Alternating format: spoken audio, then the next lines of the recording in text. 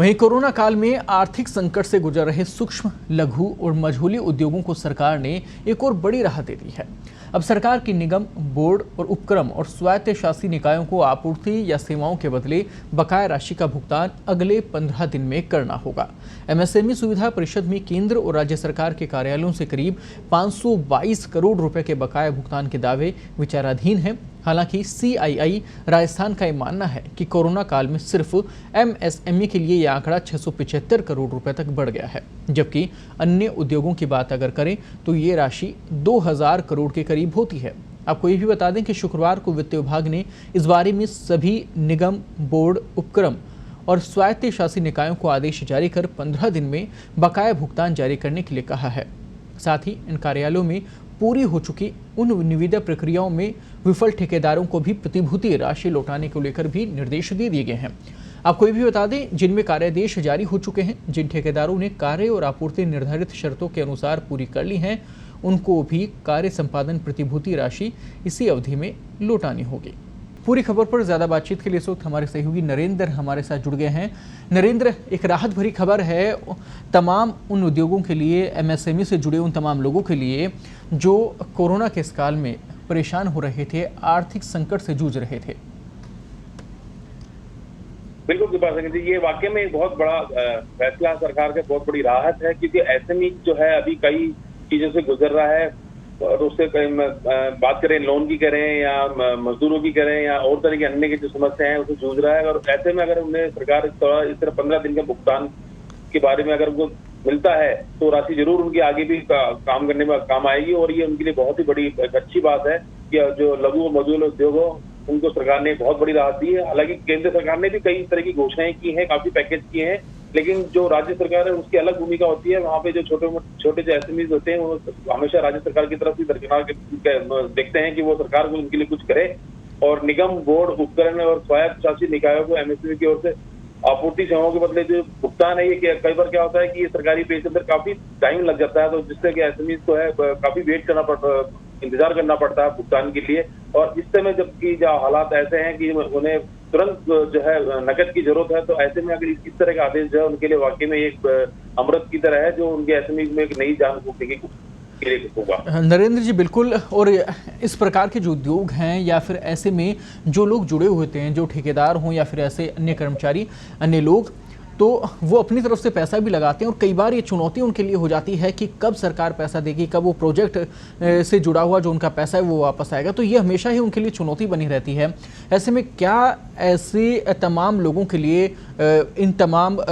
जिन उद्योगों में लोग जुड़े हुए हैं, जिनके लिए काम करते हैं, ऐसे लोगों के लिए टेंडर का जो पूरा प्रोसेस है, ये जो पूरी प्रक्रिया है, इसमें कुछ आगे नीति रीति नहीं होनी चाहिए क्या, ताकि कुछ इन लोगों को सही समय पर सारी राशियों का भुगतान हो सके और सही समय पे जो काम है वो भी सुचारू रूप से हो पाए? देखिए, बिल्कुल आप सही बात है कि जो ठेकेदार होते हैं वो कई बार टेंडर लेने के लिए राशि को उधार भी लेते हैं, कहीं से लेते हैं, कई चीजें के जो है कहीं से मांग के काम करते हैं, वो भी टेंडर को पूरा करने के लिए धीरे धीरे उसमें लगाते हैं। तो सरकार का जो कार्यशैली जो बिल्कुल कछुआ की तरह होती है, तो वो पैसा क्या कई बार नहीं मिल पाता। तो आपने देखा होगा कई प्रोजेक्ट हैं वो आधे में ही बंद हो जाते हैं या कुछ शुरू बात की बात थोड़े दिनों बाद भी बंद हो जाते हैं। इसका बड़ा कारण ये है कि सरकार जो है उन्होंने नियमित और समय पर भुगतान करने में देरी रहती है, चाहे वो कागजों की हो या किसी तरह की शिकायत हो। और लेकिन सारा नुकसान जो है उन ठेकेदारों को उठाना पड़ता है। और ठेकेदारों से जो उनके साथ जो मजदूर जुड़े हुए हैं या जो उनके साथ जो और अदर जो ऐसे लोग जुड़े हुए हैं, उन सभी को उसको नुकसान उठाना पड़ता है। तो जैसे सरकार ने आज फैसला किया कि एसएमई को कम से कम 15 दिन के अंदर की सेवाओं का भुगतान किया जाए, तो उसी तरह जैसे जो मेरा सरकार को यही करना चाहिए कि जो भी ठेकेदार किसी टेंडर के लिए अप्लाई करते हैं या उसमें अपना आवेदन करते हैं और उसमें जो राशि जमा कराते हैं, अगर वो उसमें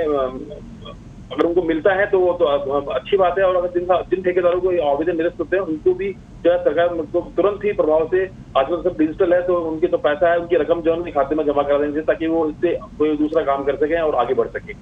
बिल्कुल नरेंद्र जी, अगर 15 दिन का ये समय पूरा इस वक्त दिया गया है, अगर 15 दिन में ये पूर्ति नहीं होती है, राशि का भुगतान नहीं होता है, तो क्या इसके आगे क्या कुछ विचार यहाँ पर है, क्या कदम उठाए जाएंगे इसको लेकर? क्या उसको लेकर भी कुछ दिशा निर्देश यहाँ पर दिए गए हैं? देखिए फिलहाल तो इसको लेके जो सरकार अभी एसएमई को लेके काफी गंभीर है, और केंद्र से लेकर राज्य सरकार तक जो है वो एसएमई में अभी बिल्कुल जान फूंकने के लिए वो हर प्रयास कर रही है, हर तरह की कोशिशें, हर तरह के उपाय, हर तरह की सुविधाएं, हर तरह के आदेश जो उनको लाभ पहुंचा सके, सब चीजों की तरफ हो रहा है। तो मेरे ख्याल से जो सरकार ने 15 दिन का कहा है वो उस पर कार्रवाई करेंगे, और जो अपने औद्योगिक संगठन है, सीआई वगैरह है, जो उन्होंने सबने जो सरकार के फैसले का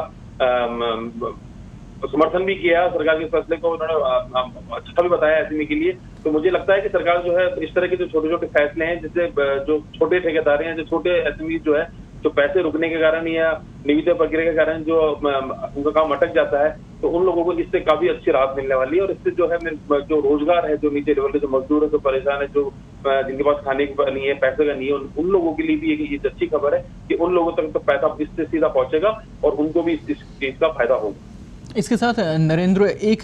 सवाल मैं उनके लिए भी लेना चाहूँगा जो सूक्ष्म और लघु उद्योगों से जुड़े हुए लोग हैं, जो संचालन इनका कर रहे हैं। कोरोना के इस काल में वित्तीय संकट को लेकर आर्थिक संकट उनके सामने आया, और सबसे मुख्य बात कि उन उद्योगों का संचालन भी नहीं हो पाया था इस दौरान। तो ऐसे तमाम उद्यमियों के लिए, ऐसे तमाम व्यवसायियों के लिए क्या इस वक्त सरकार की तरफ से प्लान है? क्या आगामी समय के लिए सरकार इनके लिए क्या कुछ कर रही है ताकि इन लोगों को सबल मिल सके और आने वाले समय में ये वापस से अपना जो पूरा उद्योग है वो खड़ा कर सकें और वापस से पटरी पर इनकी जिंदगी लौट सके?